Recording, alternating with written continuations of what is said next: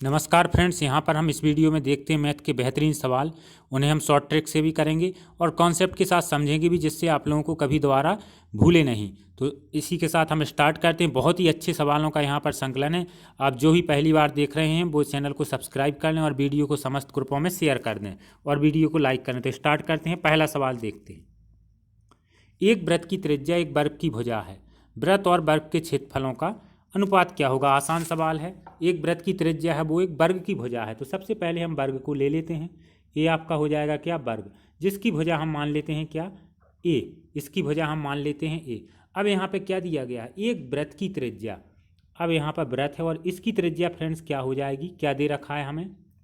दे रखा है फ्रेंड्स कि वृत्त की त्रिज्या वर्ग की भुजा है। वर्ग की भुजा ए है तो इसकी त्रिज्या भी क्या हो जाएगी? ए। ठीक है, अब हम घर सॉल्व कर देते हैं। क्या पूछा है? वृत्त और वर्ग के क्षेत्रफलों का अनुपात। वृत्त का क्षेत्रफल क्या होता है?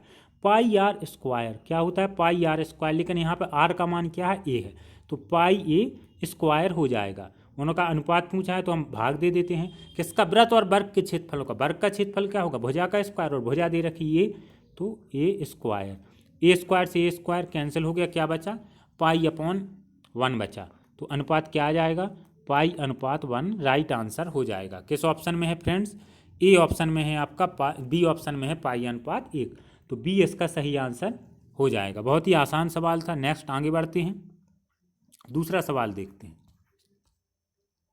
आप लोग खुद से भी प्रयास करें सॉल्व करने का, अगर आपसे बनता है। एक आयत का क्षेत्रफल एक वर्ग के क्षेत्रफल का तिगुना है। उस आयत की लंबाई 20 सेंटीमीटर है और उसकी चौड़ाई उस वर्ग की भुजा का 3/2 है। तो हम क्या करते हैं? सबसे पहले फ्रेंड्स हम क्या करते हैं, यहाँ पे वर्ग को ले लेते हैं और उसकी भुजा को हम क्या मानते हैं? ये मान लेते हैं वर्ग की भुजा। अब आयत पर आते हैं। हम कहाँ पर आते हैं? आयत पर आते हैं। तो आयत में फ्रेंड्स क्या दे रखा है इन्होंने? आयत में दे रखा है कि उसकी लंबाई 20 है, तो मैंने लंबाई 20 सेंटीमीटर कर दी। ठीक है, लंबाई 20 हो गई और चौड़ाई उस वर्ग की भुजा का 3/2 है। तो वर्ग की भुजा क्या है? ए, तो आयत की चौड़ाई क्या हो जाएगी? 3/2 ए। 3/2 ए। अब हम सॉल्व कर देते हैं। आयत का क्षेत्रफल क्या होता है फ्रेंड्स? लंबाई गुणा चौड़ाई। आयत का क्षेत्रफल क्या होता है? लंबाई गुणा चौड़ाई, ए इंटू बी। तो लंबाई कितनी दे रखी है? 20 दे रखी है। लंबाई दे रखी है इन्होंने 20, ठीक है, इंटू चौड़ाई कितनी दे रखी है? 3/2 ए। 3/2 ए इक्वल टू इसका क्षेत्रफल क्या दे रखा है? इसका क्षेत्रफल वर्ग के क्षेत्रफल का तिगुना है। वर्ग की भुजा ए है, क्या है? वर्ग की भुजा ए, ठीक है। इसका क्या है? तिगुना है, तो इंटू हम क्या कर देते हैं?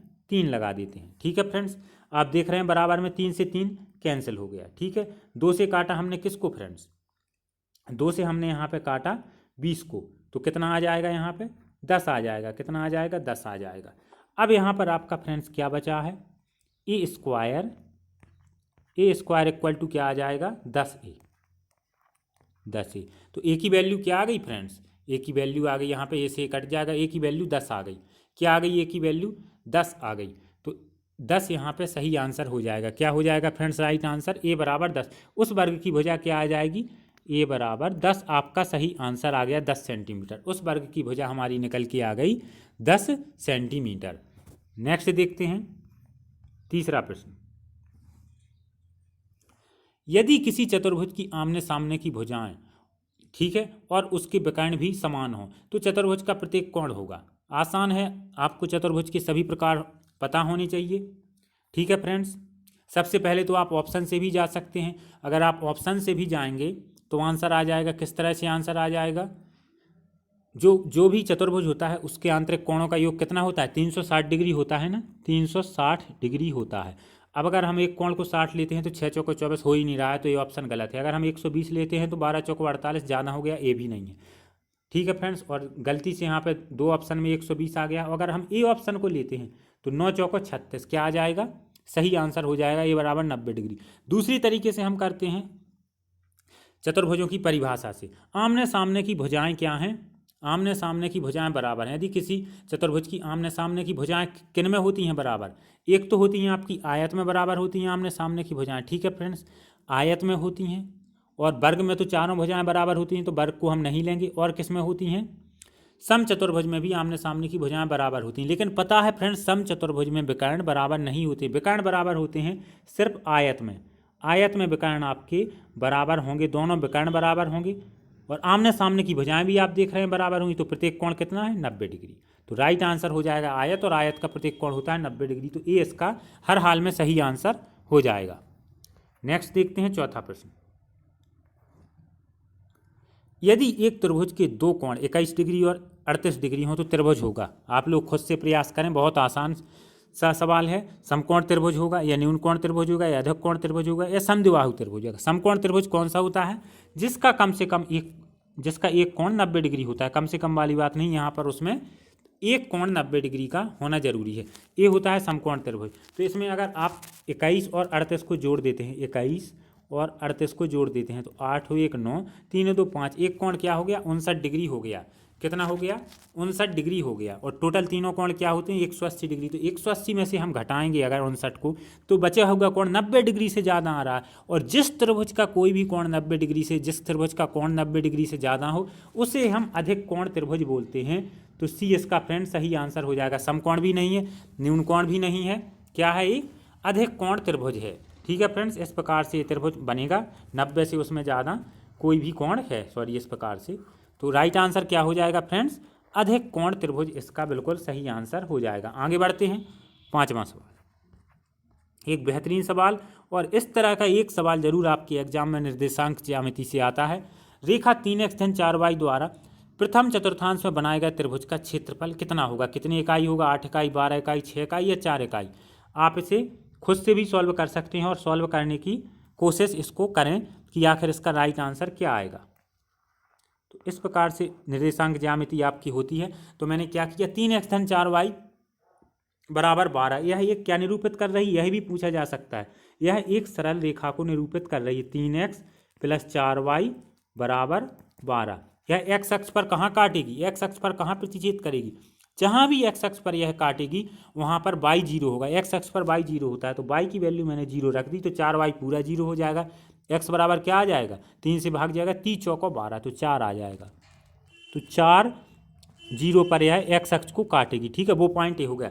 अब ये y अक्ष पर कहाँ काटेगी? y अक्ष पर जहाँ भी काटेगी वहाँ x बराबर 0 हो जाएगा। x 0 तो 3x 0, और 4 का भाग जाएगा तो 4 3 12, y बराबर क्या आ जाएगा 3 आ जाएगा।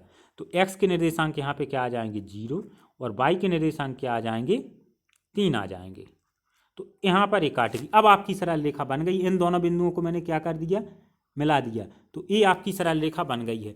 तो इसका क्षेत्रफल क्या होगा जो इसने मूल बिंदु से मिलकर x अक्ष और y अक्ष पर बनाया है? यहाँ पे O मान लेते हैं इस पॉइंट को, इसको मान लेते हैं A और इसको मान लेते हैं B। तो त्रिभुज AOB का क्षेत्रफल इन्होंने पूछा है।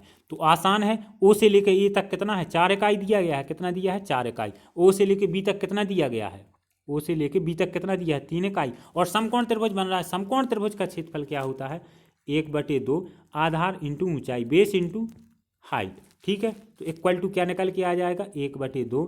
बेस कितना है 4 है, हाइट कितनी है 3 है, 2 से काटा 2 दूनी 4, कितना बचा 3 दूनी 6, 6 इकाई आंसर आ गया। तो सी इसका सही आंसर हो जाएगा। और आशा करता हूँ सभी लोग बहुत अच्छे से इसे समझ गए होंगे। नेक्स्ट देखते हैं छठवां सवाल। बेहतरीन सवाल है यह एक बीजगणित से। यदि x धन x/x बराबर 2 है, दिया गया है एक रिलेशन, तो x की पावर 100 प्लस 1/x की पावर 100 का मान होगा। तो इससे हम पहले x की वैल्यू, दिए गए रिलेशन से x की वैल्यू निकालते हैं और इसमें हम वैल्यू पुट कर देंगे x की, तो हमारा आंसर आसानी से फ्रेंड्स आ जाएगा। और आप लोग खुद से भी प्रयास करें अगर जिससे भी इसका आंसर बन जाए सॉल्व करते। तो हम सॉल्व करते हैं। x धन 1/x बराबर कितना है, x प्लस 1/x बराबर आपका दे रखा है 2। कितना दे रखा है 2। इसे हम सॉल्व करते हैं तो x का मल्टीप्लाई कर देंगे तो क्या आ जाएगा x²। ठीक है, प्लस 1, और x का वहाँ 2 में भी मल्टीप्लाई होगा तो आ जाएगा 2x आ जाएगा। ठीक है फ्रेंड्स, तो यहाँ पे आपका क्या निकल के आ जाएगा x² और 2x इस तरफ आएगा तो -2x प्लस 1 बराबर 0। अब इसको आप किससे कर सकते हैं, सूत्र से भी x का मान निकाल सकते हैं। ठीक है फ्रेंड्स, जो द्विघात समीकरण का सूत्र होता है, और वैसे भी आप सॉल्व करके भी इसका मान निकाल सकते हैं। जी क्या बन जाएगा x - 1 का होल स्क्वायर बन जाएगा इक्वल टू 0। x² - 2x धन 1 बराबर zero, x square minus 2x धन 1 होता है क्या, x माइनस 1 का होल स्क्वायर। जैसे जैसे हम तोड़ते हैं तो ए स्क्वायर एक्स स्क्वायर आ जाएगा, minus 2ab minus 2x plus b square, 1 का स्क्वायर तो 1, तो ये क्या हो गया, x माइनस 1 का होल स्क्वायर बराबर 0। तो x बराबर क्या आ जाएगा, 1 आ गया, x बराबर आ गया 1। जब x बराबर 1 आ गया तो किसका मान पूछा है, x की पावर 100 प्लस 1/x की पावर 100 का मान पूछा है। x की वैल्यू हमें पता है तो इसमें हम पुट कर देंगे, x की वैल्यू कितनी 1, तो 1 की पावर 100, ठीक है, प्लस 1/1 की पावर कितनी 100, तो 1 की कितनी भी पावर कर दें फ्रेंड्स 1 ही आएगा। तो 1 धन 1/1 बराबर 1 और 1 जोड़ेंगे 2, तो 2 आपका सही आंसर आ जाएगा। किस ऑप्शन में है, सी ऑप्शन में। तो x की पावर 100 प्लस 1/x की पावर 100 का मान कितना निकल के आ गया, 2। नेक्स्ट देखते हैं 7वां सवाल, बहुत ही अच्छा सवाल है। अनुक्रम 7, 10, 13, 16 इसी तरह से चली जाएगी और लास्ट पद इसमें मिल रहा है 151, ठीक है, का कौन सा पद 151, यही पूछा है कि कौन से नंबर का पद 151 होगा।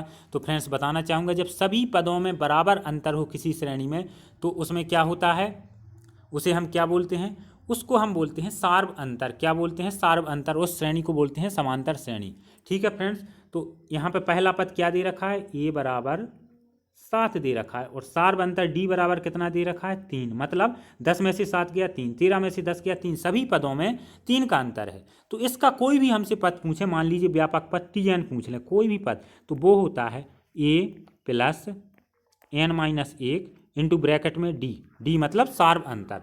तो tn उसका कोई भी व्यापक पद आपका आ गया है, दिया है, कितना दिया है, कोई सा भी पद पूछ लें वो उसे बोलते हैं हम tn। तो tn की वैल्यू 151 दी है, ये पता नहीं है हमें कि कौन सा पद है, यहाँ n की वैल्यू है कि वो उस नंबर का पद है, इक्वल टू a की वैल्यू क्या है, 7 दे रखी है, ठीक है फ्रेंड्स, प्लस प्लस n मतलब कौन सा पद है वही हमें पता करना है। तो n ज्यों का त्यों रहेगा, -1 और d की वैल्यू क्या आ जाएगी, 3, सार्व अंतर 3। इसे हम सॉल्व कर देते हैं, सभी लोग सॉल्व करें तो आंसर आ जाएगा 151 आपका ज्यों का त्यों, प्लस 7 ज्यों का त्यों, प्लस ब्रैकेट टूटेगा 3n आ जाएगा, 3n आ जाएगा, -3 आ जाएगा, ठीक है फ्रेंड्स। अब 7 में से 3 गया 4, उस तरफ भी माइनस होगा तो 151 में से 4 जाएगा तो 147 इक्वल टू 3n, ठीक है। 3 का भाग दे दीजिए 147 में तो क्या आ जाएगा, 49, ठीक है, कितना आ जाएगा, n बराबर 49। तो ये कौन सा नंबर का पद होगा, 49वां पद होगा। तो किस ऑप्शन में है 49, डी ऑप्शन में। तो डी इसका बिल्कुल सही आंसर हो जाएगा, डी क्या हो जाएगा, सही आंसर 49वां फ्रेंड से पद है। तो इसी के साथ आपके फ्रेंड्स बेहतरीन 7 सवाल हुए और आप लोग जरूर वीडियो को ज़्यादा से ज़्यादा शेयर करें और जो पहली बार देख रहे हैं वो सब्सक्राइब कर लें। इसी के साथ धन्यवाद फ्रेंड्स।